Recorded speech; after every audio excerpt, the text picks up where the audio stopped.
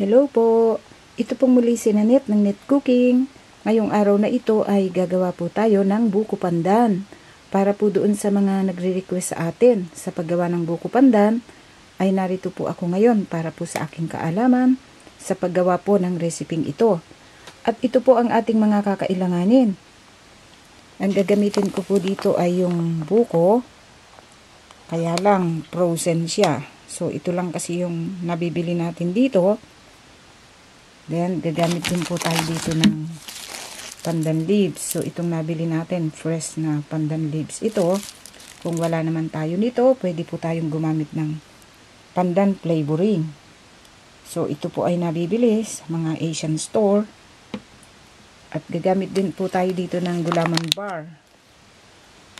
Mas okay sana kung yung powder gulaman. Kasi merong mga powdered gulaman na may flavor na. Kaya lang wala ako nun, so pwede na ito. At gagamit din po ako dito ng sugar. Then all-purpose cream.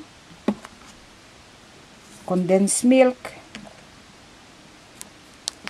Then meron din po tayo dito yung nata de coco. So ito po lamang yung ating mga kakailanganin sa paggawa po natin sa ating buko pandan. Okay, umpisahan na po natin. Then ngayon, ang susunod po natin gagawin, dito sa isang lutuan o cooking pot, ilalagay po natin itong ating pandan leaves.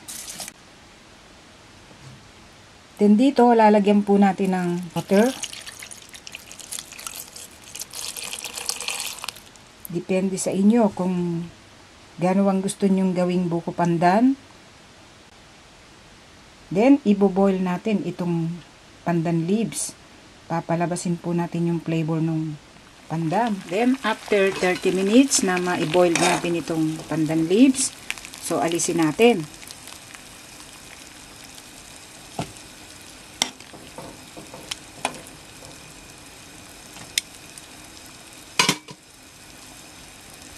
Then, before kong makalimutan pala, hindi ko na i-mention na gagamit tayo ng vanilla.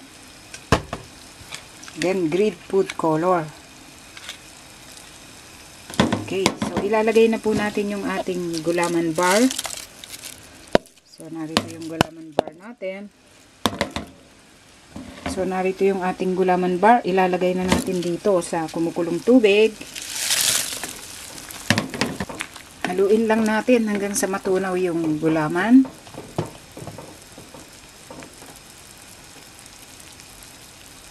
Lagyan natin ng food color.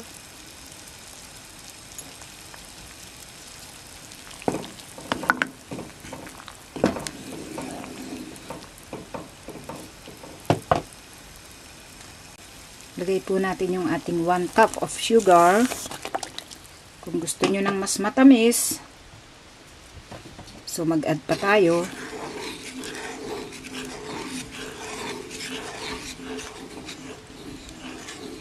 Okay, natutunaw na yung ating gulaman. Yung ating gulaman bar. So, natutunaw na siya.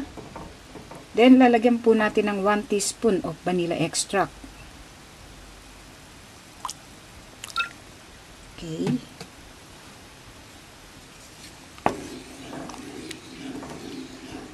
Ipagpatuloy lang po natin hanggang sa matunaw lahat itong ating gulaman.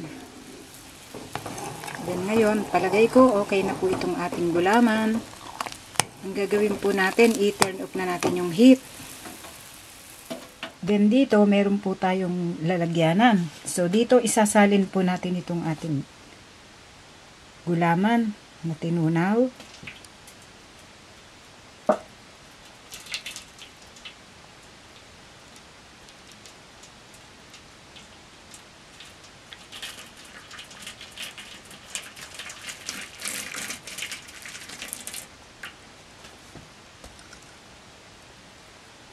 Okay, ang gagawin po natin dito, hihintayin nating mag-cool down at tumigas itong ating gulaman. So, hihintayin po natin itong mabuo. Then, ngayon po, after more or less than 2 hours, so, buo na itong ating gulaman.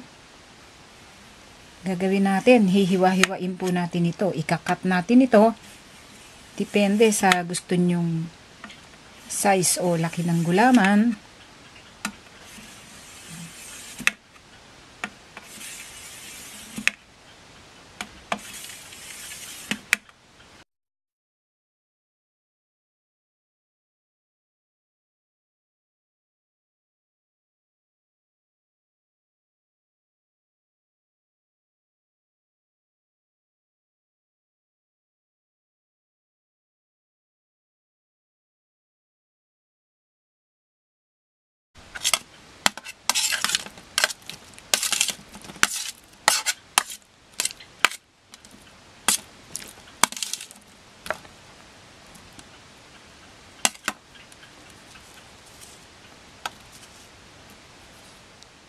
Okay.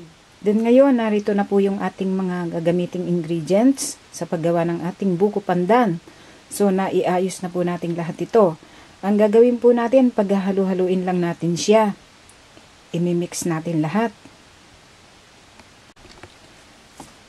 Then ngayon, ang gagawin po natin, meron tayo ditong isang medyo malaking mixing bowl. Ang gagawin natin, ilalagay po natin dito yung ating young coconut or buko.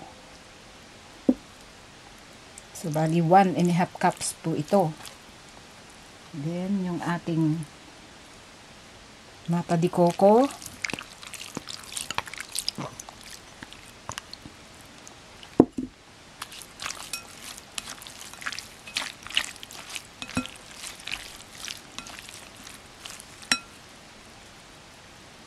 Then, ilalagay po natin itong ating condensed milk. 1.5 cups po itong ating condensed milk. Pero, ilagay muna natin yung 1 cup. Itong all-purpose cream.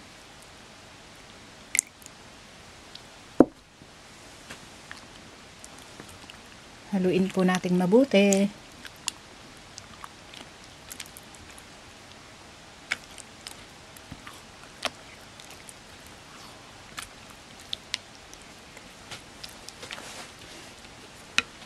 Then, sa huli po, ilalagay natin itong ating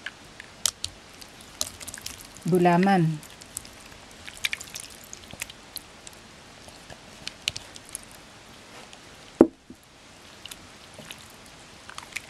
Then, i-mix po natin mabuti. Ang gagawin lang po natin dito, i-check po natin yung taste niya o yung lasa niya. Kung naaayon na sa panlasa natin. Kung okay na sa inyo yung tamis, okay lang. Ngayon, kung kakailanganin pang mag-add ng condensed milk, so mag-add po tayo ng condensed milk.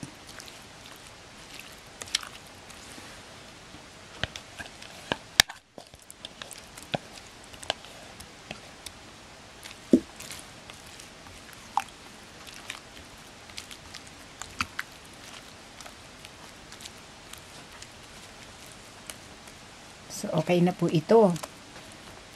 Pwede po tayo ditong mag-add ng grated cheese. Kung gusto nyo, optional lang yon. Then ngayon, ang ginawa ko lang dito sa ating buko pandan, nilagay ko lang sa isang plastic na container or Tupperware. Ilalagay po muna natin ito sa ref at papalamigin. Kasi mas masarap kainin itong buko pandan pag malamig siya. Okay, palamigin po muna natin sa ref before nating iserve at kainin. Then ngayon, ito po ang kinalabasan sa pagkakagawa po natin sa ating buko pandan. Okay, sana po nagustuhan nyo ang pagkakagawa po natin sa reseping ito. Marami pong salamat. Ito pong muli si Nanette ng Net Cooking. Thanks po. Bye!